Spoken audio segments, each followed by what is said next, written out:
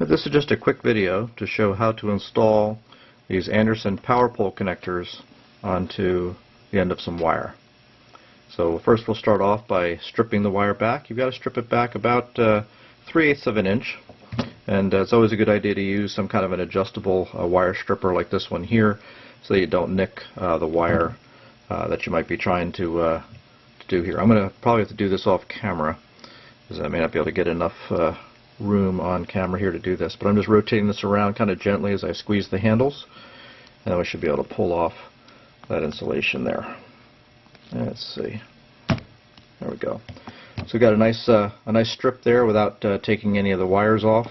And then I usually like to also put a little bit of a twist on that. That helps keep all the strands together.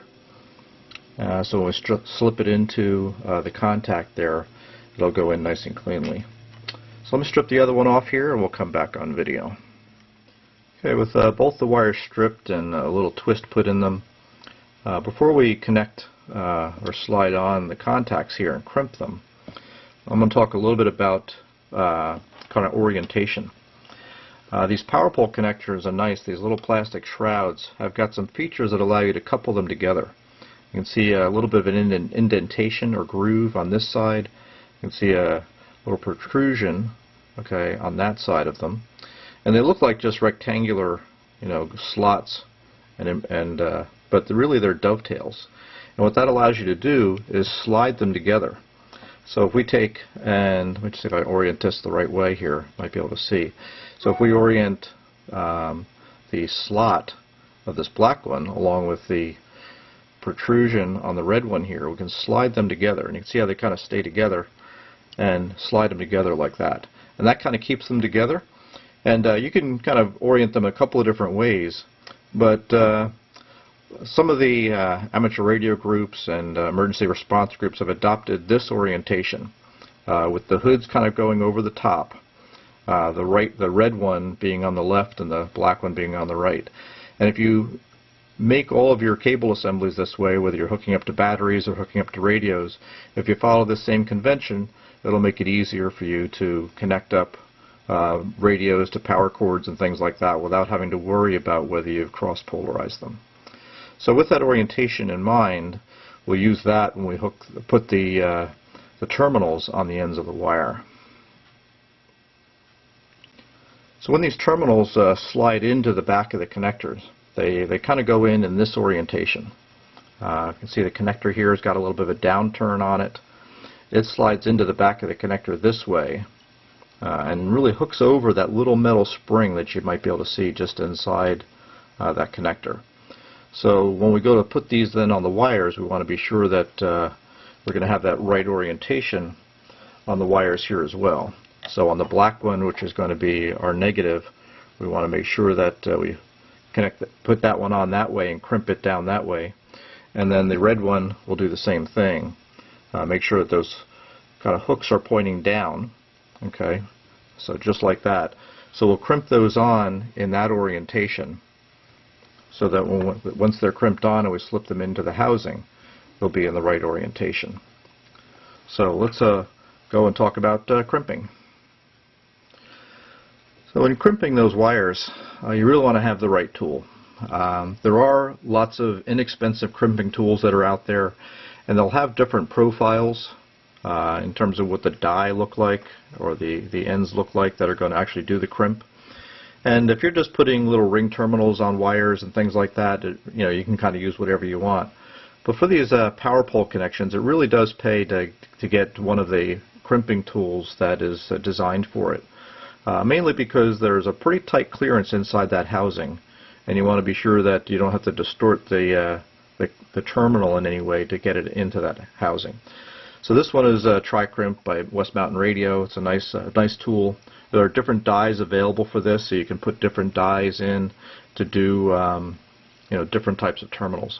So we'll use this to make that connection. It's a ratcheting type tool. So what will happen is as you crimp down, you can hear it ratcheting. Okay, and the idea is that what you'll do is you'll crimp it down until that latch finally releases. You can hear it like that, and then you can let go. The important thing is not to squeeze it past that point where the latch releases, because you could potentially break the die when you do that. So let's get ready to crimp one of those wires. It's kind of tough to do this on camera, but let's see if we can do this the right way. So I've got this oriented the right way, because this will slip into this housing, the correct orientation. And the way you use this connector, this here, this is a 30 amp connector, so that's going to go into the middle die here.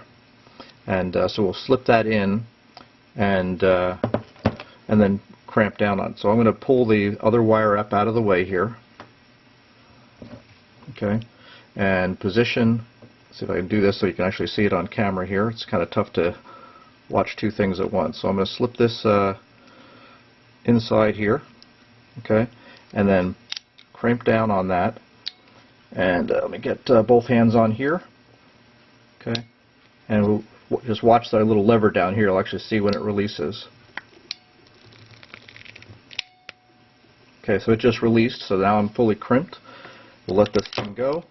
And now let's take a close look at that connection. You can actually see a really nice crimp to that, no bellowing out, a nice crimp at the back of it in there, and that's what a proper crimp should look like on these power pole terminals. But I've gone ahead and crimped the other terminal here, so both of these are now ready to go. Now let me bring up the topic of soldering. A lot of people will like to then also solder these connections in place to kind of solidify that even further. And there's two schools of thought there. The one school of thought obviously is that a soldered connection here is going to be solid. It's going to be much less likely to loosen up and that kind of thing. So a nice thing to do. And there's some good reasons for soldering, and I will sometimes do that. But the other school of thought is when you solder, the solder will wick down into kind of the stranded conductors here, and then where the solder ends, you wind up creating kind of a bending point, because the soldered wire will be very stiff, the stranded wire won't be. And as a result, you'll get a point there that if any stress that gets put on this terminal is going to create like a fracture line, or could potentially create a fracture right where the solder ends. Crimp connections, when they're done properly, are very reliable. So I'll oftentimes not solder them. If I'm going to go into a situation where I know the wires are never going to be bent or dressed or things like that, I'll solder them sometimes. But for what I'm doing here, just the crimp connection is going to be enough. So let's take care of inserting these into the plastic housings. Okay, these are ready to go inside the plastic housing with the curves kind of pointing down. We'll take the housings in this orientation like this with the hood over the top, and we can slip both of these in here, and you push them until you hear them click. And sometimes it can take quite a bit of force, especially if you're doing two at once. Sometimes I'll put a little screwdriver in the back. I just heard the red one click in there, so now I just have to get the black one oriented right and get that one in place. And let's see, I might have to kind of play with this a little bit to kind of get that in place. And we'll just do that off. Oh, there it goes. And push that in place, and now that clicked in place. So now both of those are in there. They're not going to come out, and we've now completed the power pole connection. Now there is a little hole here. Some of the suppliers will give you a little roll pin you can stick in there to try to keep these from potentially sliding apart. But I've never had a problem with them sliding apart, so I typically don't put those roll pins in. To me, it's just an extra piece of metal that might fall out at some point and short things out, so I leave the roll pins out. Some people will also backfill with some hot melt glue or some caulk or things like that to create a little bit of a strain relief where the wires go in. And that's probably a pretty good idea, especially if you solder the connections. If you don't solder them, it's probably unnecessary. So I hope you found this video useful to see how to assemble these power pole connectors. Again, really convenient, nice, reliable connectors to use on portable electronic equipment.